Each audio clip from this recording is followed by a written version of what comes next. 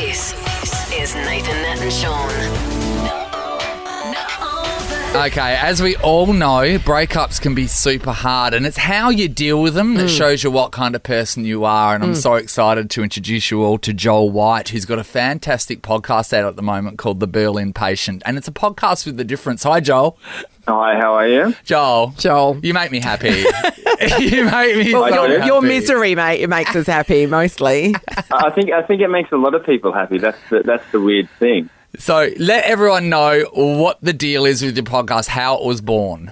In 2010, my ex-girlfriend and I decided to move to Berlin to try and fix our broken relationship. We thought it was a great idea at the time, and then we packed up everything and moved to Berlin, like I said, and then about a month into living in Berlin, she decided that it was time to leave. So she left me in Berlin and flew back to Sydney. Oh. And while I was alone in Berlin, I decided to try and win her back by sending her about 90 minutes of what I called audio postcards. Yes.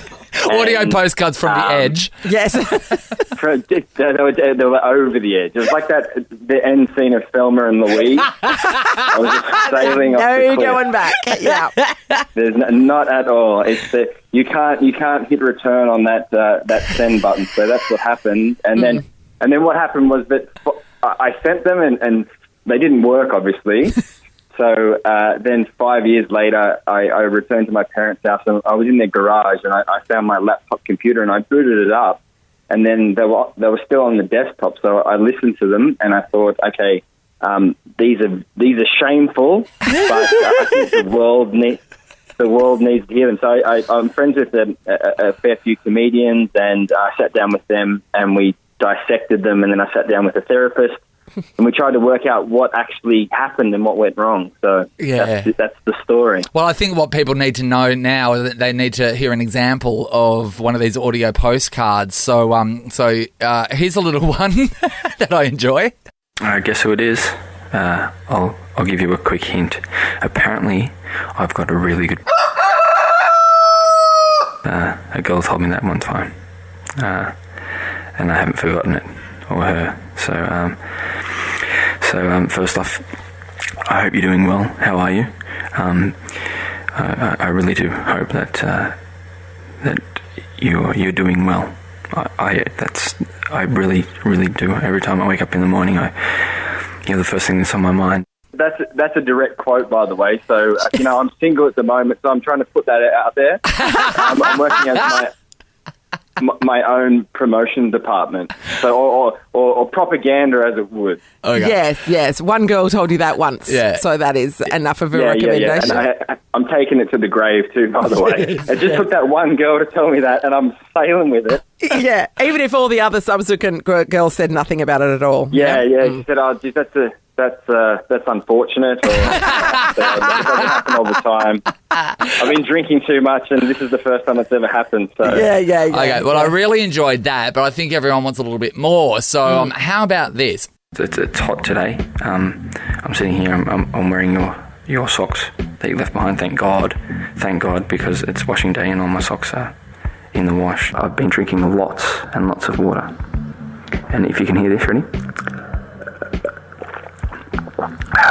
That was me drinking some more water. That's right. Yeah. So they're eating pizza and drinking water because that's what every girl wants to hear after they've been dumped and fled you. They've left you.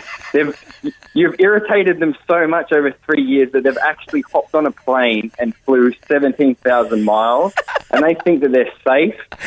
They're safe in this cocoon with their family, and then they check their inbox and it's their nutter ex-boyfriend saying, you know what, I'm wearing your socks because I haven't done my washing, and I'm drinking lots of water and eating pizza. So that's it shows the mindset that I was in at that time. So it's quite an interesting breakdown of relationships because everybody to some degree has done something ridiculously stupid, and it's really interesting with this show because I've had a fair few messages of people who have done not worse, but they don't want to they don't dare disclose what they've done, but they said, "Oh, I've done something equally as stupid." So I think on that level, people can can relate. So it's all Joel, they can relate. Oh, it's thoroughly You know what? relatable. Because and I say it in the most kindest way. You turn into this pathetic creature when you've broken up with when someone's broken up with you and they've given you no Yes. power. So they've broken it off, and then suddenly you're like, "What the hell do I do?" it rewires your brain. So in the latest episode that just came out yesterday, I talk about how I tricked a fortune teller into helping me try to win her back. So that shows the extent of the. Wait, there. What did you do? This is how good of a relationship it was at this point. So she went to the fortune teller to try and find out where the relationship was going. Yeah. So she went and got a tarot cards read and a love line read and everything like that. She came home, but she never told me what he said. So I was like, you know what? Okay, I'm going to have to go and see this guy to try and sort out, something that's equally as great. So I went to the fortune teller and he gave me this reading which was horrendous. He said, look, I think your relationship's doomed and it's going to end, but you might find someone further down the track. And I was like, no, that can't happen. So I left. And then I came back 2 days later and I said, "Oh, hi, it's me again." Yeah. Now listen, I'm working on a short film, and in this short film, this young, amazing guy with the amazing penis meets this girl, and they go out, and it's on the rocks. But at the last minute, it turns around and they fall back in love again. Yeah. And I paid him to do a fake reading, so I could take that piece of paper. And if anything was going bad, I could just shove it in her face and say, "Hey, listen, we're supposed to be together." It's the fate. fortune teller said, "We are supposed to be together." Joel, you are brilliant. That's your next level, I must say. Now, what's her reaction to this podcast? Do you know? Are you still in touch? Did you tell her? Oh, we're a little in touch a little bit. I did send her a few messages and a few of the episodes to tell her what I was doing and what was going ahead. And like anybody in that position, she wasn't too pleased about it. Hang on, like anybody in that position, who else has been in that position? What do you mean? Everyone's got 90-minute worth of really weird audio postcards. And then 5 years later, their ex-boyfriend makes a podcast This is about an it. everyday problem. But that's the thing, it's so niche. And I think that the reason that she was not happy about it is because I think it just reflects bad on her life choices that she actually picked me as a partner for 3 years. That I could go ahead and do this, but yeah, during the show we break down the mechanics of a relationship. We talk about red flags, for example. In one of the episodes, I talk about how I went on a date with a girl and I cut it away because she turned up in Birkenstocks. Was this when you were in Germany? Because I'm pretty sure that was normal. No,